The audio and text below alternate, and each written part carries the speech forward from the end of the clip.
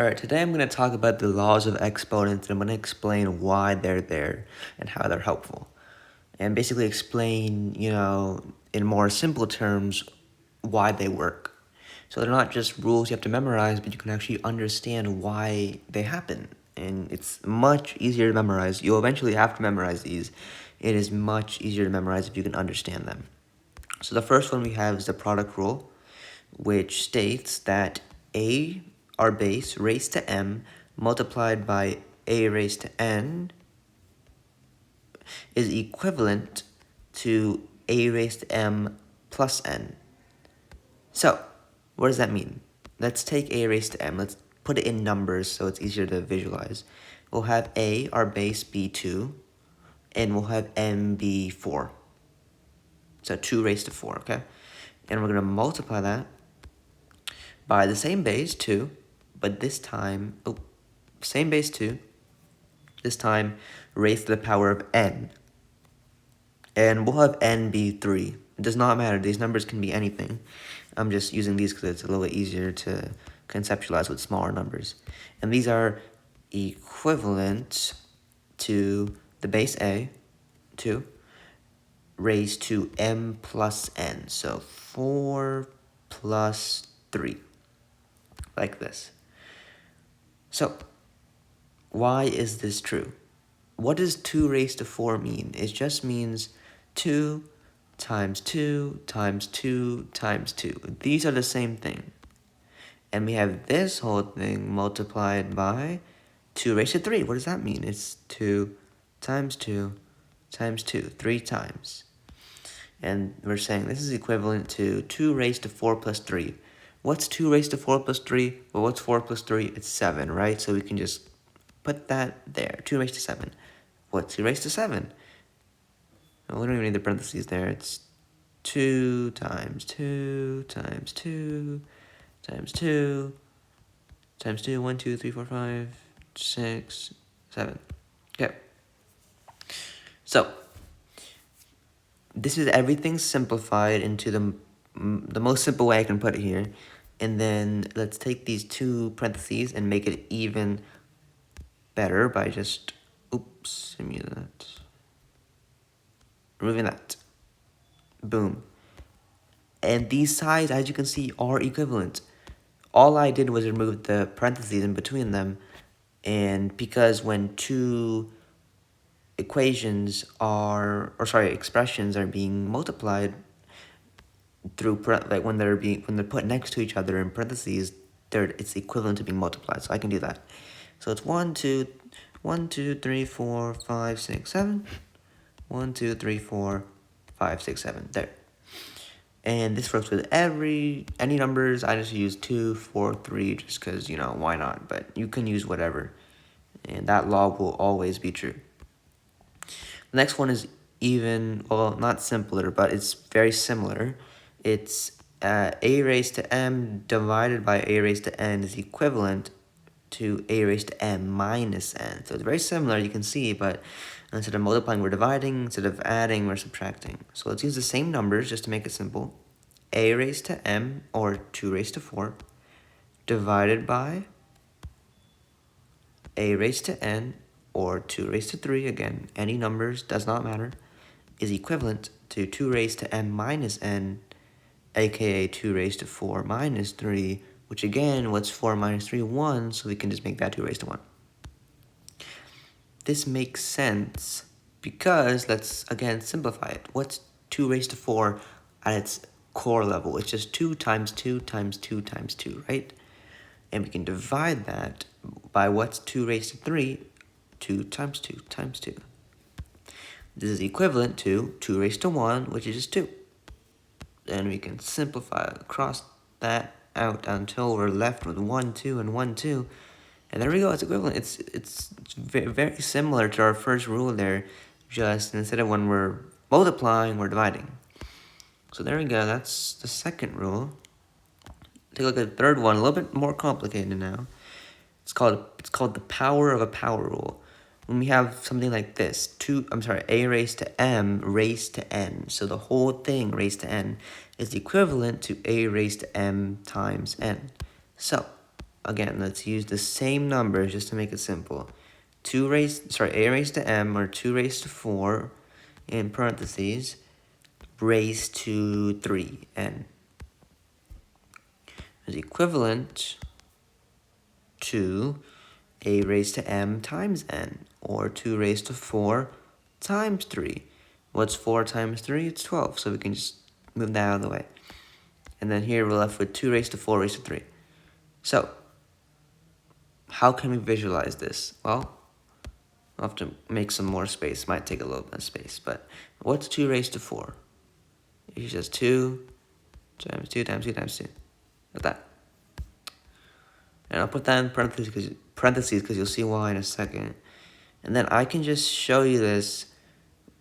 This is equivalent to this, so we can just say 2 times 2 times 2 times 2 raised to 3. This is what we're doing, right? And when you raise something to a number like 3, what do? You multiply it by itself 3 times in this case. So you're going to take this and multiply it by itself 3 times. Or, yeah. So, there we go. Okay. Now, what's 2 raised to 12 simplified? It's going to take a long time to write. 2 times 2 times 2 times 2 times 2 times 2 times 2. Wow, I lost count. 1, 2, 3, 4, 5, 6, 7, 8, 9, 10, 11, 12. Boom, that's 12 twos. Let's count this. 1, 2, 3, 4, 5, 6, 7, 8, 9, 10, 11, 12. 1, 2, 3, 4, 5, 6, 7, 8, 9, 10, 11, 12. Boom, they're equivalent, as you can see. Again, works for any numbers. I'm just using these because it's simple. But it took a long time to write. Next rule, power of a product rule. Yes. This one's going to be a little bit harder to prove, but it's still there. What's AB? So the rule is AB in parentheses raised to m is equivalent to a raised to m times b raised to m. So we need now 2 bases. Let's do a as 3, and we'll have b as 2. No, we'll have b as 5. Why not? 2. We'll raise it. We'll have m be 2. And then this is equivalent to a raised to m times b raised to m. So 3 raised to 2, 5 raised to 2. Alright. So, what is 3 times 5? 15. And you should know this, but 15 squared is a little bit tricky. It's 225. Alright, it's 225. So, we have 225 is equivalent to 9 times 25. And let's fact check that. What's 25 times 4? 100 times 4, 200. And there we go. 9 times 25 is 225. And these are, of course, equivalent. And of course, again, works with every number. So this is another very handy rule that you can use. You gotta memorize this one. Next up, power of a quotient rule. This is, again, very similar. This is kind of like how you have the product and quotient rule. You also have the power of a product and power of a quotient rule. They're very similar to each other, but the key difference is you're multiplying instead of dividing, and yeah. Okay, so power of a quotient rule. Let's take this. Well, actually, I don't want to take the same numbers because it'll be a little bit harder to do. Let's do 6 and 3. That works. We'll do 6 and 3 for the bases. So we have 6, 3, and let's just do 2 to make it easy. Is equivalent. Did I do that right? Yeah. Okay. So, PEMDAS, we do what's in the brackets. What's 6 divided by 3? It's 2. What's 2 raised to 2? 4. Okay, next. Here we have This is equivalent to 6 squared is 36. 3 squared is 9.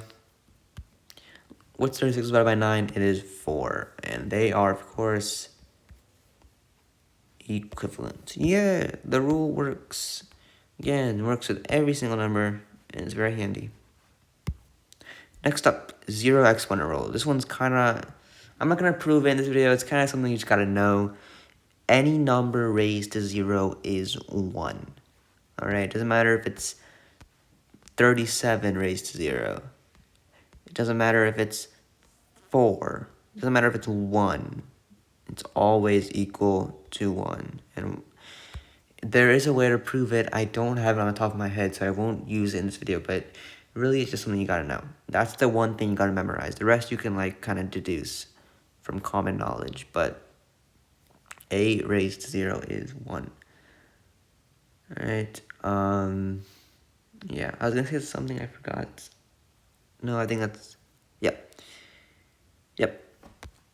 A raised to 0 is 1, you just gotta know that one. Alright. Next up is the negative exponent rule. A raised to a negative m is equivalent to 1 over a raised to m. Alright, so if we have something like, let's have a be 4. Sure. 4. Ooh. 4 raised to negative 3. Negative 2. Make it easy on myself. Is equal to 1. Ooh.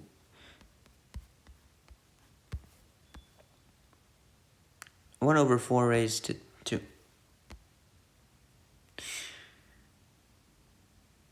So, again, the way I like to think about this, when you visualize exponents and you think of 3 squared, let's say, you think, okay, I'm going to multiply 3 by itself the amount of times the exponent is. So 3 times itself 2 times, like that. 9, right? That makes sense. Here, you have 4 raised to negative 2. You can't multiply something by itself negative times. It's not very like logical to have it equivalent like this, but it's just the way it is. And when you see a negative number in the exponent, just move it down. What I like to do is I like to do this. We have 4 raised to negative 2. Okay, I see there's a negative. Immediately ignore the negative actually, and just solve it if it was without a negative. If there was no negative there, what would it be? Oops. It would be 4 raised to 2, which would be 16. And then just reciprocal it. Take the reciprocal of it, so it would be 1 over 16. That's what I do. I think that's the easiest way to conceptualize it. Again, most of these rules are logical. This half is logical, and then it starts to get, I don't know. Okay, this one again. Whew. Okay. Let's just erase this. Okay. A raised to m over n. We'll use 3 again. You know what? I'm going to make into something new.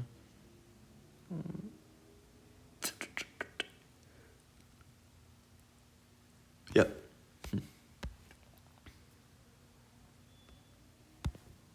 3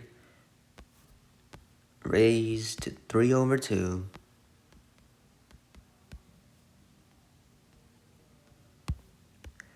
is equivalent to 3 raised to 3 square root, or root 2, but in this case it could be any root, because n could be any number, it does not matter. But we're using 2 to make it easy on ourselves, but again, just remember this works with any number whatsoever. So, 3 raised to 3 over 2, perfect. What do we do with that? It's a good question. Let's first solve this side. 3 raised to 3 is 27. This is not a good example. Wait.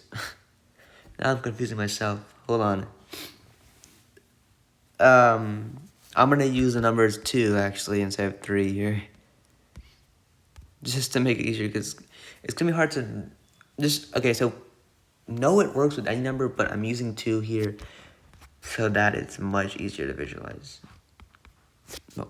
Okay, 3 raised to 2 over 2 is equivalent to this. What's 3 raised to 2 over 2? What's any number divided by itself? 1. So 3 raised to 1 is equal to this monstrosity of an equation. Okay, expression, sorry, not equation.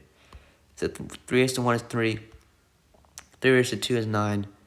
Root 9 is 3. Yeah, it's true. This is obviously a really easy example, but I just want to make it clear it works with any set of numbers. I'm just using this easy example because it's much, much easier to show it you when it's your first time learning this and to prove it. But yeah, you can do this with any numbers and it works. These are all the rules that, all the exponent rules, and I will show you guys in the next video some examples. These are a little preview of it, what you can do with it, how you can simplify expressions. I bet you guys are already looking at these. Look easy. They are kind of easy, to be honest. These laws are not very hard, but it just takes practice to get them down. And yeah, I'll see you in the next video.